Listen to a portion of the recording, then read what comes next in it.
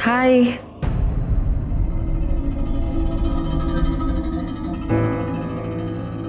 आप यहाँ अकेली हैं?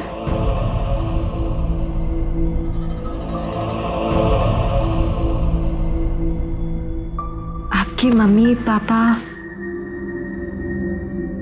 कहाँ है वो? अच्छा, आपके साथ कौन है? मे आई हेल्प यू मैम? हाँ डॉक्टर साहब, ये बच्ची यहाँ अकेले, इसके साथ कोई नहीं है क्या? इसकी माँ अंदर एडमिट है, तब से ये उसके ठीक होने का इंतजार कर रही है। तो इनके पिता? फादर एडमिट करवाने आए थे, लेकिन वो नशे में इतने धुत थे कि हमारे अस्पताल के कागजात भी साइन नहीं कर सके, और यहाँ तक कि उन्होंने इस बच्ची की भी कोई परवाह नहीं की और उसे अकेले यहाँ पटक के चले गए। तब से ये बेचारी बच्ची ऐसी गुमसुम बैठी हुई है। कुछ बोल भी नहीं रही है? जब से मैं ऐसे देख रहा हूँ ये तब से ऐसे ही चुपचाप बैठी हुई।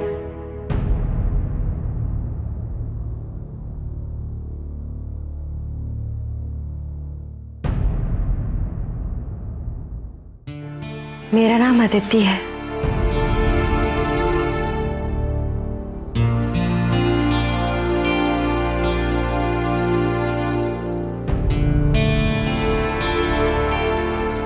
अगर आप मेरी दोस्त बनना चाहती हैं, तो आपको सबसे पहले अपना नाम बताना होगा।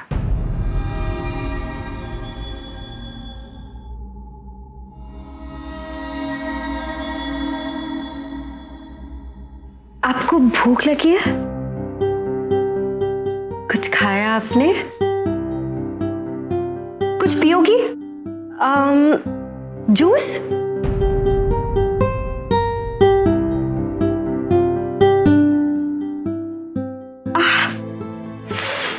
मुझे तो बहुत जोर से भूख लगी है, पेट में भी दर्द हो रहा है, और पता है मेरी प्रॉब्लम क्या है? कि मुझे अकेले बैठ के खाना खाना ना पसंद नहीं है।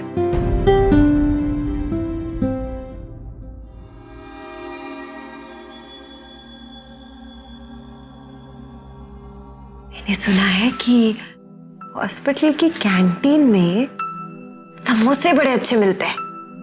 डॉक्टर साहब, मैं सही कह रही हूँ ना? हाँ जी, यहाँ पे पूरी आलू भी बहुत अच्छे बनते हैं। मुझे तो सुन के ही मुंह में पानी आ रहा है। लगता है आपको बच्चों से काफी लगाव है।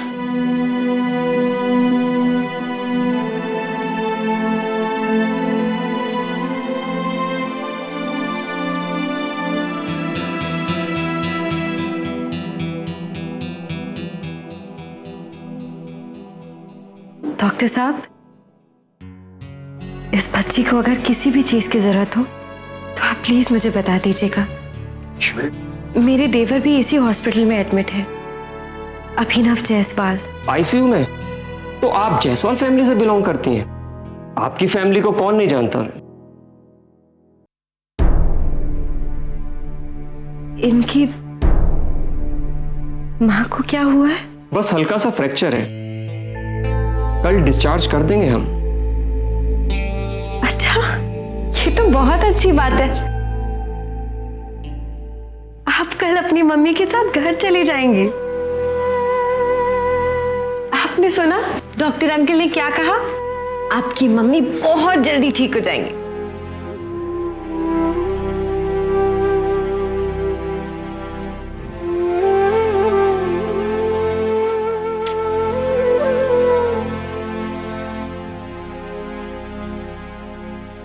वो ठीक नहीं होगी,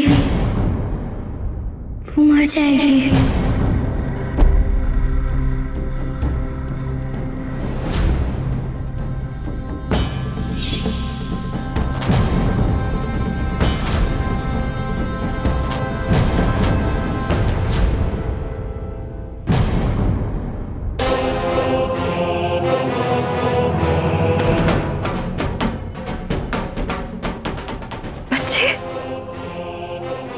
ऐसा नहीं बोलते।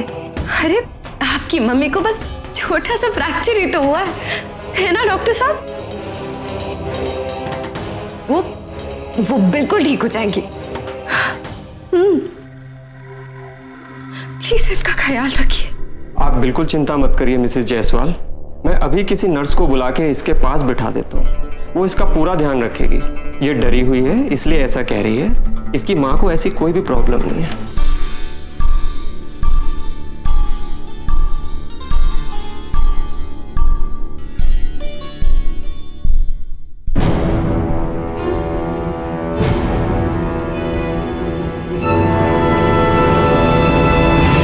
वो नहीं बचेगी, वो मर जाएंगी, वो मर जाएंगी।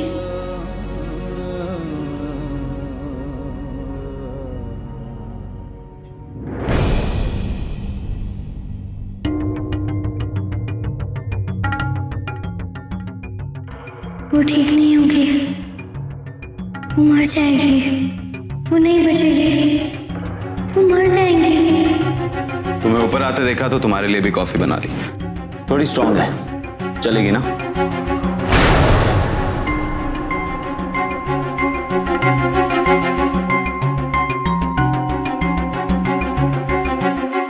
अदिति, क्या हुआ? कहाँ खोई हुई हो? आज हॉस्पिटल में एक बच्ची मिली।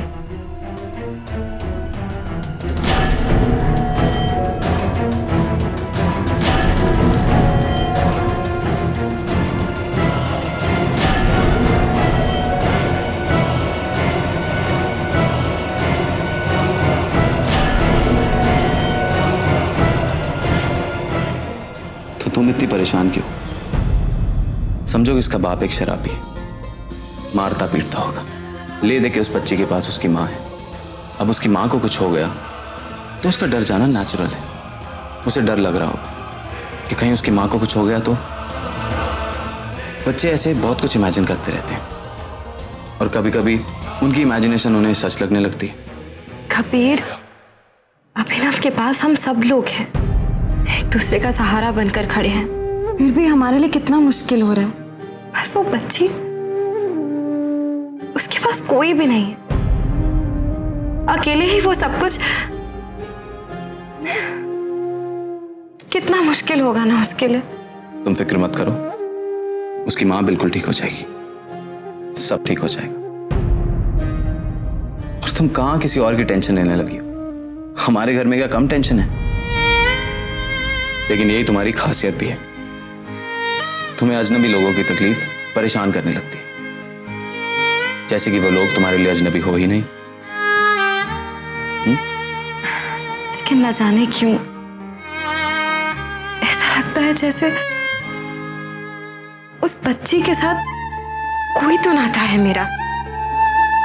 वो क्या है ये तो वक्त ही बताएगा। मैं नहीं जानती, बस मैं इतना चाहती हूं कि वो खुश रहे।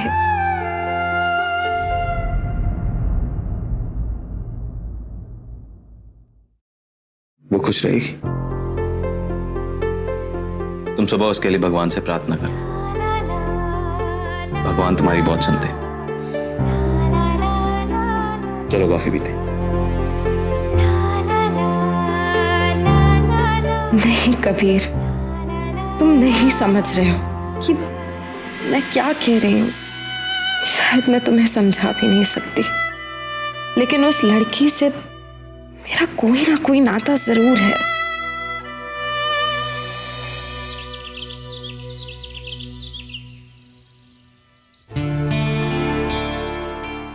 अभिनव के लिए डब्बा तैयार कर रही हो? मैंने भानु मामा के हाथ भेज दिया है। अरे हाँ, आपने बताया तो था, मैं ही भूल गई। अरे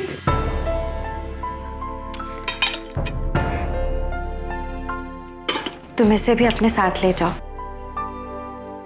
क्योंकि मैं जानती हूँ कि अभिनव को तुम्हारे हाथ का बनाया हुआ खाना ज्यादा पसंद आएगा।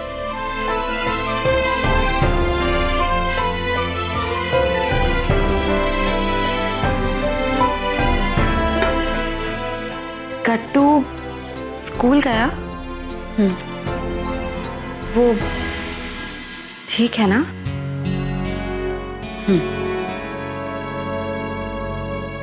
रानी,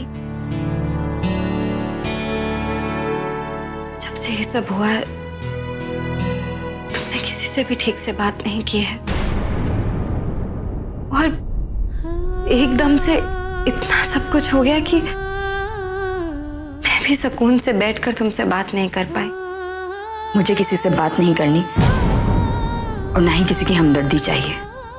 नहीं नहीं रानी, हमदर्दी की बात ही नहीं है। मैं ठीक हूँ।